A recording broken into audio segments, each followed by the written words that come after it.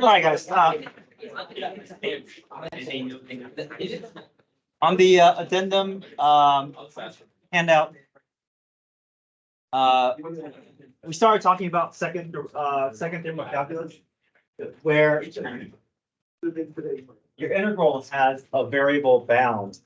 We're not going to be asked to find the antiderivative of an expression like that, but we just have to understand that if we were to find the derivative of an integral with a variable bound, I mean, if we went through the full process of antiderivative and derivative, then we can get to the answer, but it's much more efficient if we understand that derivative and integrals are essentially two operations that are undoing each other, which means that your f of t is largely going to remain unchanged.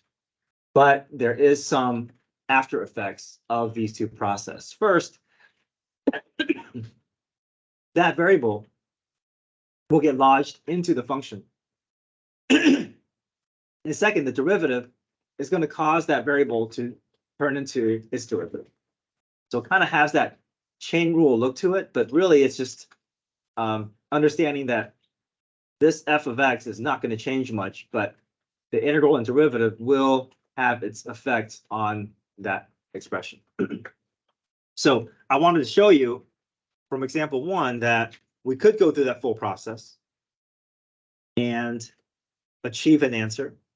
But this process of plugging the function upper bound into the function and multiplied by the upper bound's derivative is also causing the same answer. So this is a much more efficient way of getting to our answer.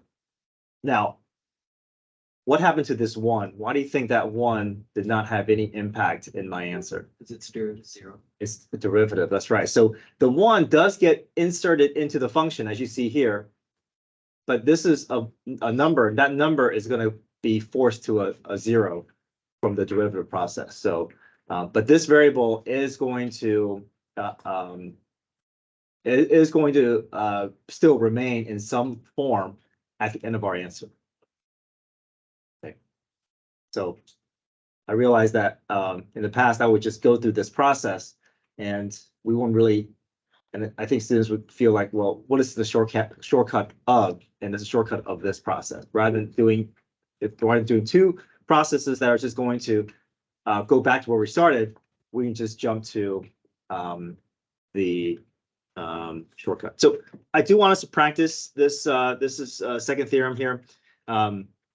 There is an adjustment though. If the lower bound is a variable, then we repeat the process with the lower bound with the lower bound's derivative. So upper bound into the function times upper bound's derivative minus lower bound's evaluation times lower bound's derivative. Yes.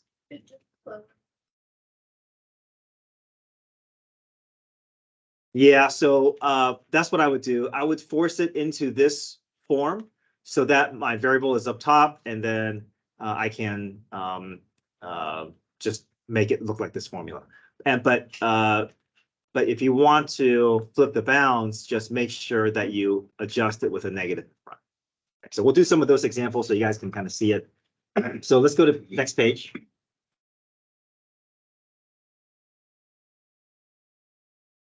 So we're asked to find the derivative of a definite integral. We know that rather than having to take the full antiderivative, which we could do, but we kind of haven't really learned this process called U substitution, we can just follow this process, right? So upper bound, we know that these two operations are going to cancel each other out, which means that this expression is not going to change much.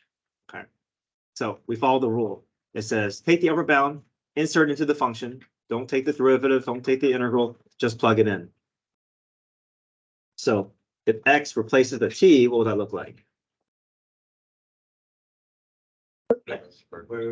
Plus 4 times the upper bound's derivative. That is the effect of the derivative. So times 1, which is not going to cause anything. So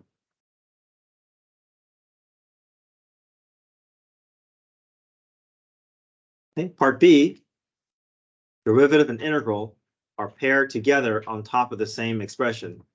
So we can just jump to the end, right? So upper bound gets inserted into the function, into the variable, sorry. But this one has a little bit more effect. The x squared is going to turn into what? It's 2x. So it does have that chain rule look to it, but it's a different application. Is part C going to be any different than part B? Same, because that lower bound is different, but we know a lower bound constant will just eventually wash out to 0 because of a derivative effect.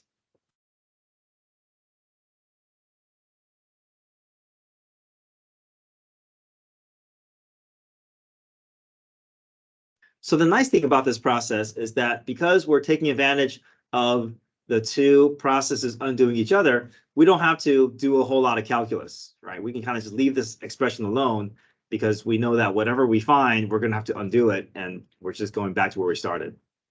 But notice the bounds are a little bit out of place, so I'm going to rearrange it so that I can get it to that form that I would prefer to have. But make sure you put a negative in front of your expression because of the adjustment that you're making. Upper bound into the variable times what? Times 3.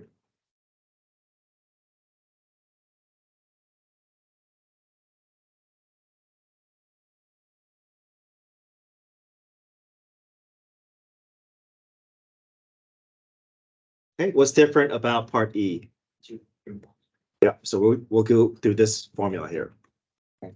So do the same process that you've been doing with the upper bound, but then follow that with a minus and repeat the same process for the lower bound.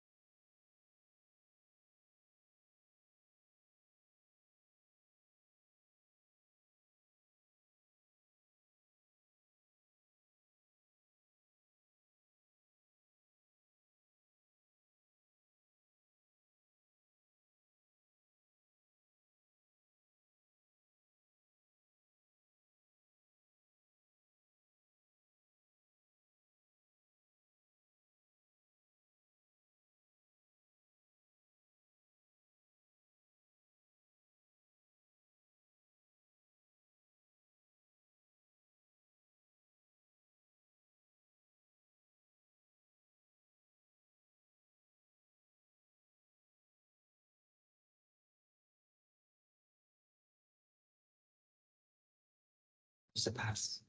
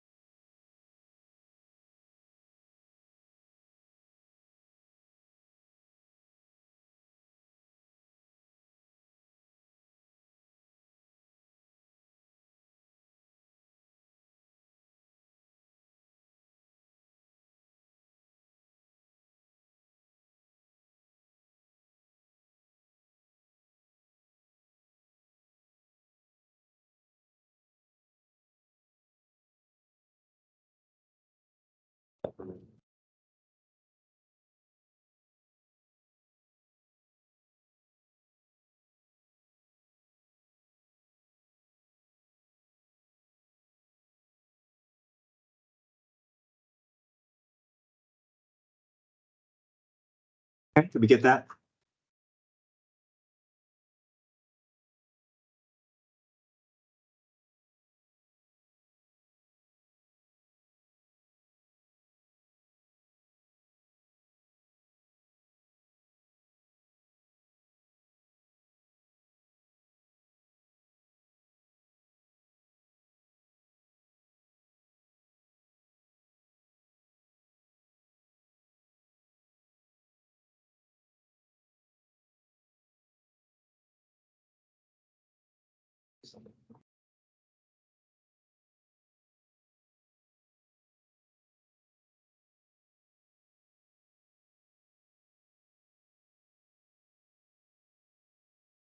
Okay, let's go ahead and try example 2 below.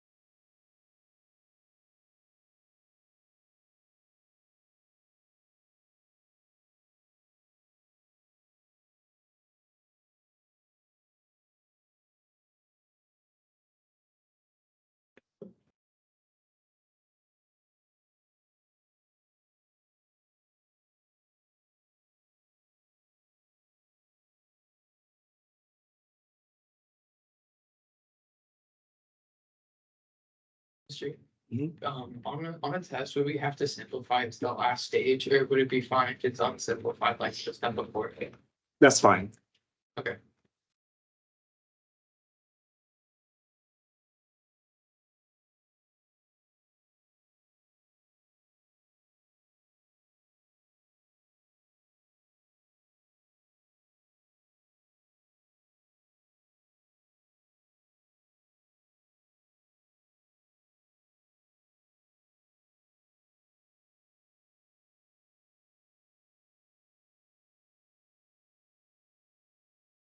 Okay.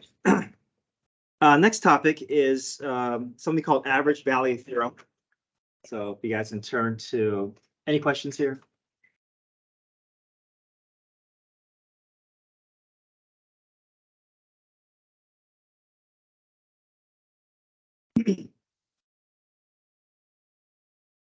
So we know that integral is area related, right? So let me ask you this.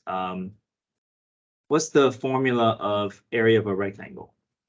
Length times width, okay. I'm going to say width times height, but it's the same thing, right? We know there's a two dimensions that you're looking at. So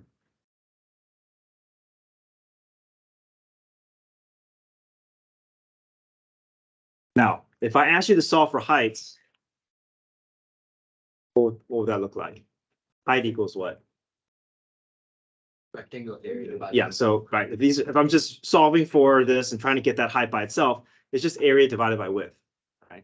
Okay, so height is just area divided by width. So let me write that equation. Height is equal to the area divided by the width. So that's essentially what this average value theorem is doing. We're trying to say that, okay, whatever area that I have, let's say I'm trying to find the area under this curve, there exists some height that will be the height of a rectangle that will also share the same area as this area under the curve. So basically, another way of thinking of it is that if these are all the different heights that are possible amongst my graph, what is the average among all these heights? So average height allows us to basically, this is the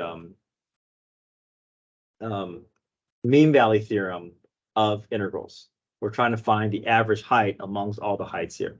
So if I think of it that way here, if height is area divided by width, I know that area can be represented as a definite integral from A to B.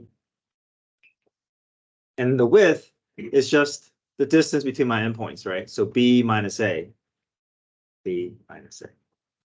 So that is what we call average value theorem. But the way that they present it is they push that B minus A out as a coefficient in front of the integral. So it looks more like this. Height is represented as f of c, 1 over b minus a times the integral from a to b of f of x dx. So if this formula feels a little convoluted, then really just think of it as, okay, that's my height. This is my area. I'm dividing by my width, but I'm just pushing my width out as 1 over b minus a, which is the same thing as dividing, right? Multiplying by the reciprocal is the same thing as dividing by a value.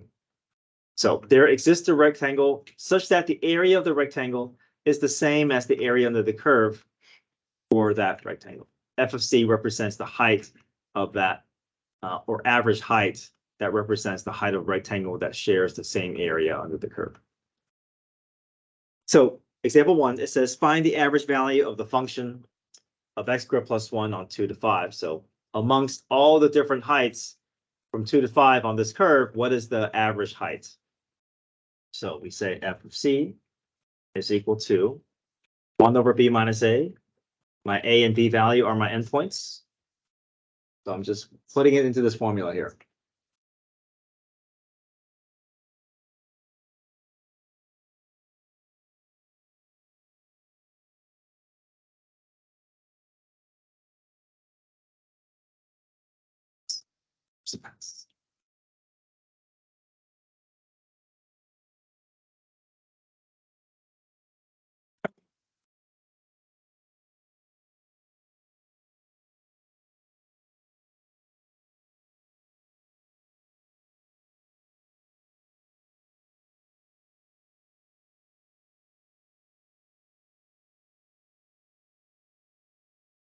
So what I like to do here is I like to ignore the coefficient. I like to ignore the bounds and just focus my attention on doing the indefinite integral, right? Remember the 2 and 5 is the last thing that we do. So I'm actually kind of going from right to left here.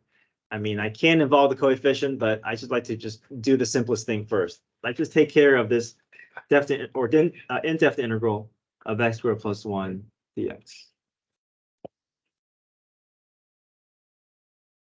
So we can go through a power rule here, right? So x squared becomes what? 1/3 x. 1 becomes X. x. So now that we have our indefinite or antiderivative, we can involve the bounds. So now we can plug in 2 and 5.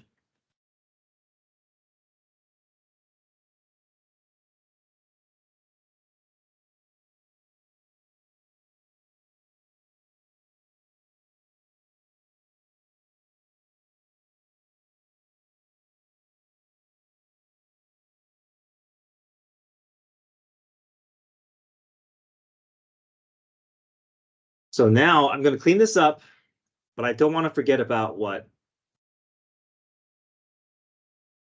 Well, there's no plus c with definite integrals. I still have to make sure I don't forget about this coefficient in front, right? This 1/3. So I'm going to say 1/3 times. I'm going to clean this up here.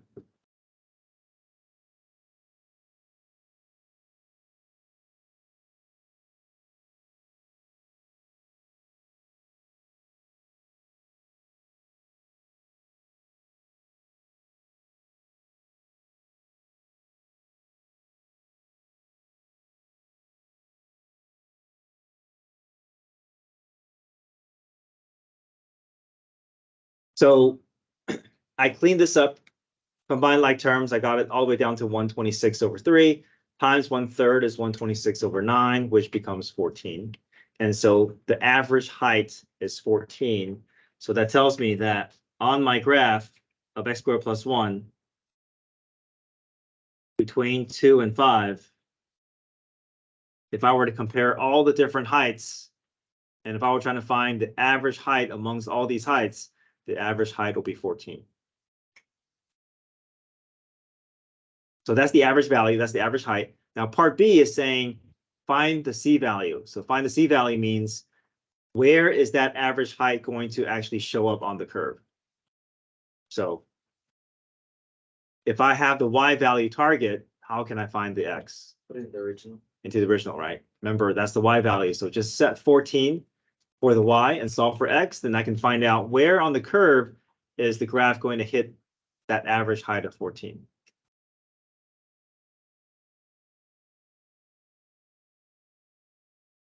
It feels a little bit like mean value theorem here because whenever we solve for X, we got to make sure X lives where? Between the interval, right? So negative root 13 is not inside the interval, but positive root 13 is a decimal number that lands between 2 and 5.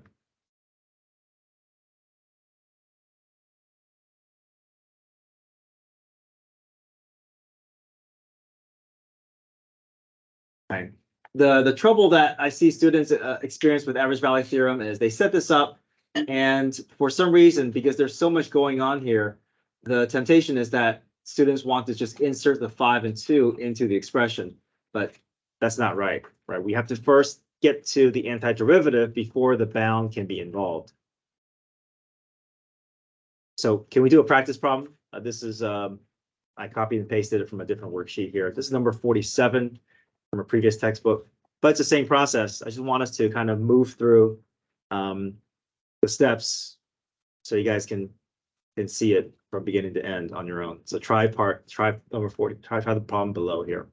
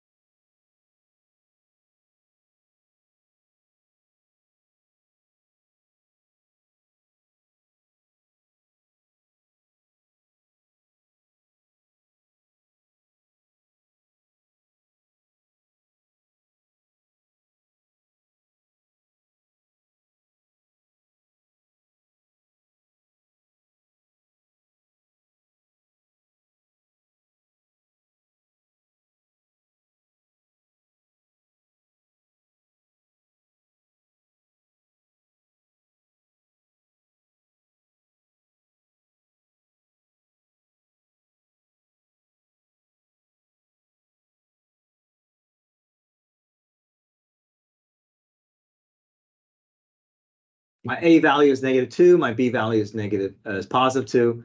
I put it into my form 1 over B minus A, integral from A to B of the function. So you're basically going from right to left. Take care of your antiderivative first, then work out your bounds, and then work out your coefficient. That's the order that I like to do. If you prefer to distribute the coefficient through the problem before you take the antiderivative, you're more than welcome to. I just want to keep that 1/4 until the very end so that I don't make my expression messy with additional fractional values. That's just my preference. All that is going to give us an average height of 1/3. So visually speaking, on this curve, if we were to look at all the different heights of all the different Y values on the graph between -2 and 2 under this for this curve, my average height is going to be 1/3. And the second part is saying, okay, if the average height is 1/3, we know the graph must hit 1/3 somewhere along its path. So where is it going to hit that 8/3? So we set the function equal to 8/3, and we're just basically solving for x and finding the locations where that's going to occur. Sometimes plus or minus, we get to keep both solutions or both locations if they both end up inside the interval. So we're guaranteed at least one, but if there's more than one, then we want to include both of them. Also, if I get like messy radicals, can I use the calculator to kind of see where the decimal? That's fine. Yes. Yeah. That's true. Yeah.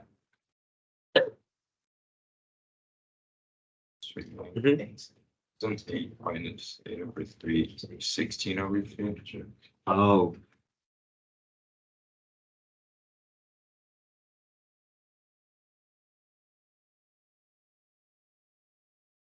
Well, I moved the x squared over to the left, and I did 4 minus 8/3.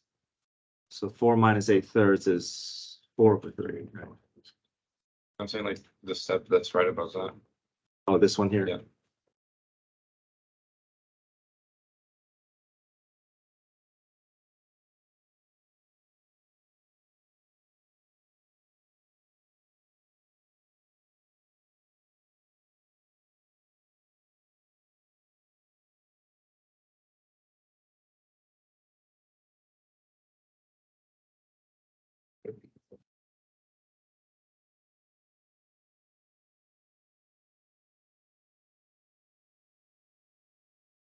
Yeah. So you're saying it should be plus 16/3? Is that where you're getting? I'm saying the 16 should be 16/3, right?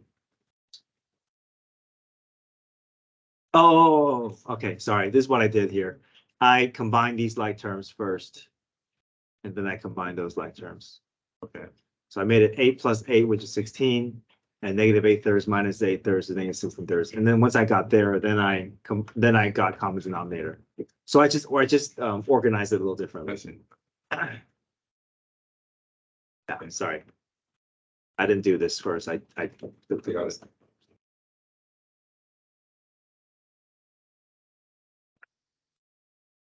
Okay, I want to kind of spend time going over applications of second theorem and for you guys to kind of see how it can show up on an AP exam in terms of how they apply it. So these are a bunch of practice problems that I pulled from another worksheet. So if you guys can turn to the next page.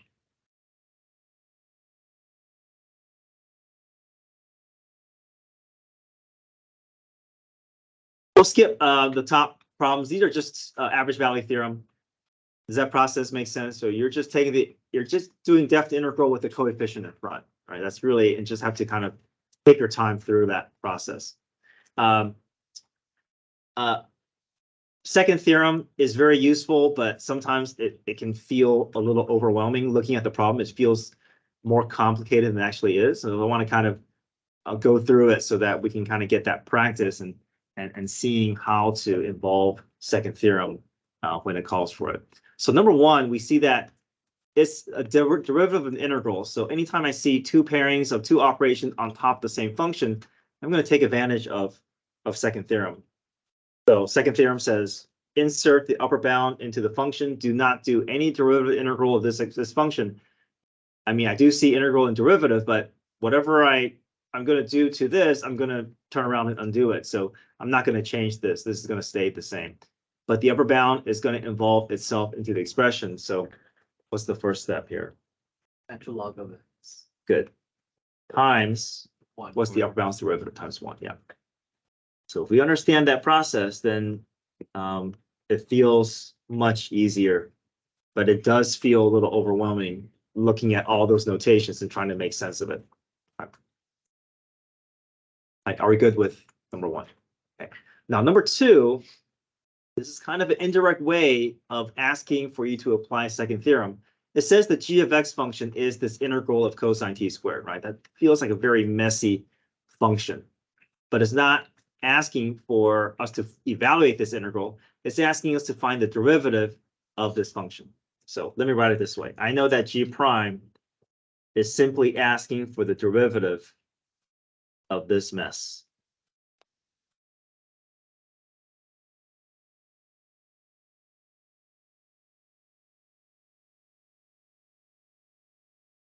And if I can write it this way, then it feels a lot more apparent that, okay, this is second theorem because I'm not going to go and take the antiderivative of cosine t squared if I'm just going to turn around and undo that process. So I can just jump to the end and understand that second theorem, I got to involve the upper bound into the expression. So what would this turn into? It's like pi squared, x squared. Right? Good. So I know that this is going to lodge itself into the variable. That variable is going to get squared. You can distribute that 2 through. I'm going to do it later, but that takes care of my upper bound into the function. But times pi, because the derivative is going to have an impact on that upper bound. And this pi is going to wash out. That's just a constant. So pi times cosine pi squared x squared, we just have to find whichever variation of that is going to match this one, right? Yes. Instead of doing all that, could you just notice that that's the only answer choice that's multiplied by pi? Just immediately go to the answer. Yeah, that's fine. I know this is a yeah. I mean, if it's obviously if it's multiple choice on the AP exam, you can definitely use those canceling reducing abilities. Now on my test, on my quote unquote AP exam practice test, I'm going to be asking you for work because I want to give you partial credit. So just know that if this shows up on for response, obviously you have to show all the work. But on the AP exam, obviously no work involved. But on my multiple choice practice test, which I'll give at the end of the semester, I'm going to ask you for work. Yeah. Questions? Okay, you guys want to try number 3 and see if you can see the need for second theorem and make some adjustment if you see that there's an adjustment that can be made.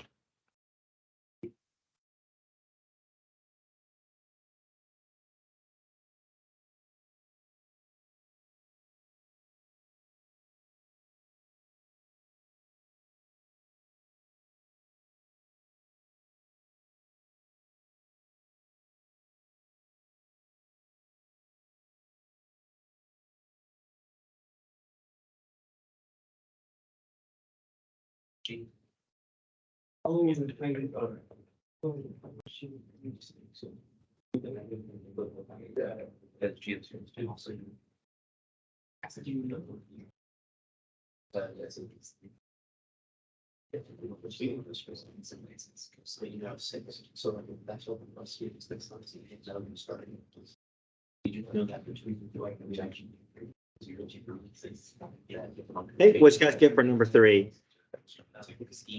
B. I flip the bounds to get that variable sitting up top. I'm not going to spend the time to do the integral of that square root if I know the process is just going to be undone immediately after it. So the only thing I have to worry about is what happens with that sign of x. So the integral process is going to cause it to lodge itself into the expression. The derivative is going to cause that upper bound to have its derivative show up. Answer choice B.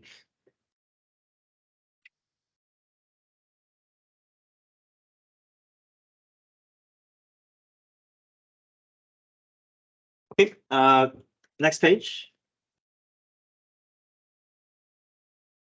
Now, number 4 is an application of first theorem. Let me write out what first theorem is equal to, or the rule for first theorem, and see if we can find an appropriate application. So here's first theorem. I'm going to abbreviate it as FFTC, first fundamental theorem of calculus.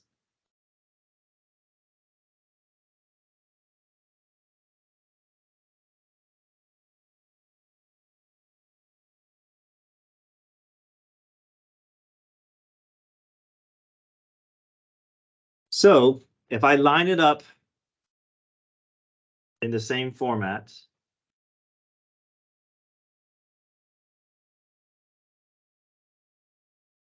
we know that lowercase f turns into uppercase f because that represents the antiderivative function. what do you think f double prime is going to turn into? Prime. F prime, and I can plug in what? F prime of 10. Minus 5. Good. Minus f prime 5. So if we understand this formula, we can do a lot of different variations of it. And this is a variation where we're working from f double prime to f prime. And if I can get it in this form, then I can find my answer choice.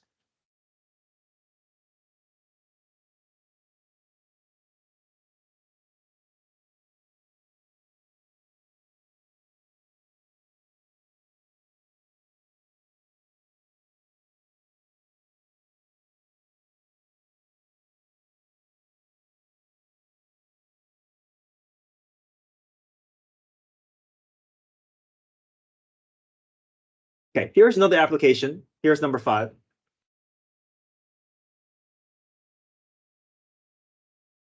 Let me show this formula to you here. Let's say I have the integral from a to b of g prime. Okay, I want to show you later how this connects with, but let's just get this. I just want to show you this process here. If I gave you integral of g prime dx, what would this turn into? G of B minus G. G of b minus g of a. Okay, what if I gave this to you? The integral from 0 to 3 of g prime. G of 3 minus G of 0. G of 3 minus G of 0. This will allow me to look for things that that I can use within the context of this problem. So for instance, if I rearrange this equation, I can write this as, G of 3 is equal to G of 0 plus the integral from 0 to 3 of G prime. So here's the general, here's the big idea here. If I'm looking for a location on the graph, I can have a starting point plus how much distance I cover in that region. So here's the idea is that if I'm looking for a final position, it's equal to my initial position plus displacement. Which is the rearranging of first theorem here. So number 5, it says the graph of f is given, and it says that g is the antiderivative of f. Let me write this out in this form here. G is the antiderivative of f. Which means that if I were to take the derivative of both sides, if g is turned into g prime, what do you think the integral of f of x will turn into? What's one level below integral of f of x?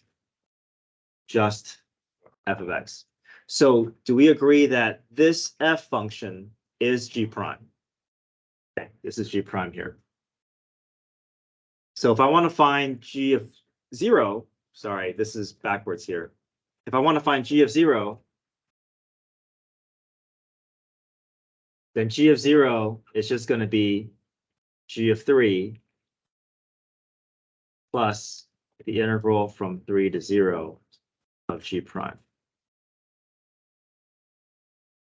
So any location, okay, well, first off, any location that I'm looking for is going to be whatever initial place I start, and then I'm going from 3 to 0. I know this is backwards, but because I'm looking for g of 0, this is my ending point, and this is my starting point. So whatever my starting point is, I have to make sure I start off with that starting value, lower bound, and reach the upper bound.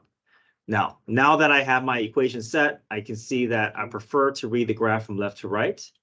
So I'm going to rewrite it as g of 0 equals g of 3. Sorry, we'll finish this tomorrow, but you guys have enough knowledge to do 6.4 properties. So go ahead and attempt 6.4 homework tonight. I will update the website with the key, and I'll send out a reminder this afternoon.